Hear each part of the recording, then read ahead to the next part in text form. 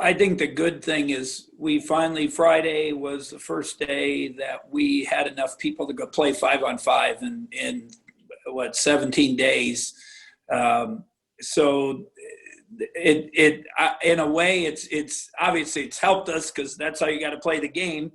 But at the same time, it's a little scary because you realize how much stuff you haven't gone through. I thought about it today. If somebody plays a 1-3-1 zone, or we've been trying to get press offense and things like that.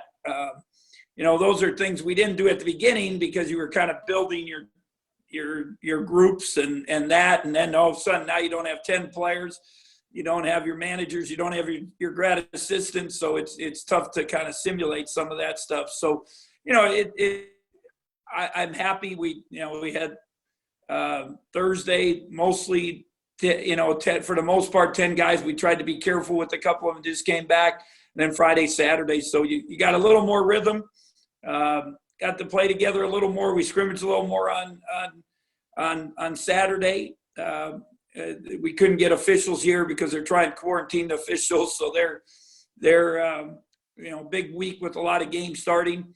So the officials will be very, very important to us having games and them being COVID free also. I still don't know. I've told many people and talked to other coaches. I think a lot of them are in the same boat.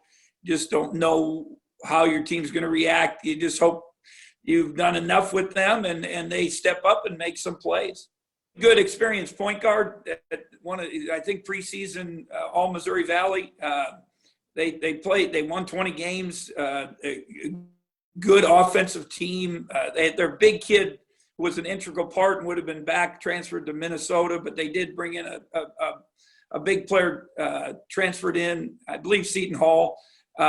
They also have a grad transfer from UW Green Bay. I talked to my former player, Link Darner, who was the head coach, and recruited him, said he's very, very athletic, talented, can make kind of a slasher rebounder.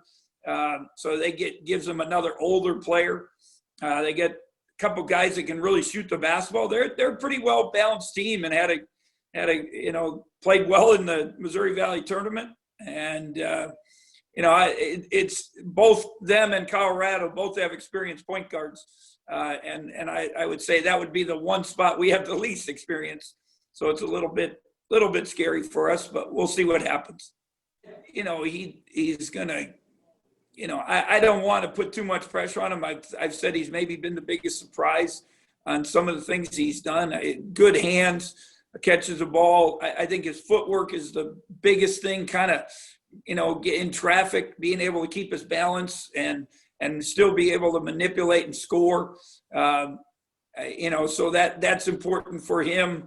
But I think he if he can guard ball screens, if he can get out and do some of that, and he's gotten better at it, I think he can be a really good player for us. I think the future is really bright for him because, one, he's a great young man. He's got good personality. He's got a big heart, been through a lot himself, and he wants to be a good player. So I think it's ironic.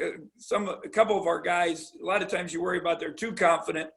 I think one, in Davion's case and a couple of our other guys, we almost have to, give them confidence, make them realize that they are good players and they're going to be okay.